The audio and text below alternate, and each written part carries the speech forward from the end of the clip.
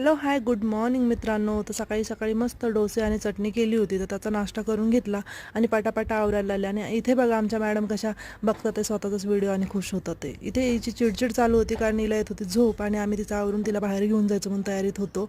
तर इथे मामा घेऊन बसला आणि इथे बघा आम्ही बाहेर आलो की किती खुशीत होतो कारण आम्हाला जायचं होतं फिरायला. मग मामा आणि माऊ घेऊन गेले आणि मागून आम्ही दोघीही गेलो, मम्मी आणि मी. तिला 3 महिने झाले त्यामुळं कान टोचणी करायची होती. सो इथे कान टोचत होतं. झोपेतून उठून अचानकच तिचे कान टोचवायला आलो म्हणून तिला रडायला आलं. इतकी जास्त रडली की ते बघून मलाच कसं तरी होत होतं, बघायची इच्छाच होत नव्हती. तर दोन्ही कान टोचून घेतले आणि खूपच जास्त रडत होती, त्यामुळे जरा थोडं शांत करण्याचा प्रयत्न चालू होता. आणि टाळूवर फुकल्यामुळे टाळू पडत नाही असं म्हणतात, म्हणून टाळूला फुकलं थोडा वेळ. आणि नंतर बघा मॅडम 2 मिनिटातच हसायला लागले. असं कौतुकच वाटलं की मॅडम जास्त काही मनाव घेत नाही दुखणं. आणि त्यानंतर तिला पाडव्यासाठी एक ड्रेस मागवला होता, तो इतका क्यूट आला होता, ते बघूनच एकदम छान वाटलं. आणि एवढा छान ड्रेस बघून मन एकदम प्रसन्न झालं. थँक्यू.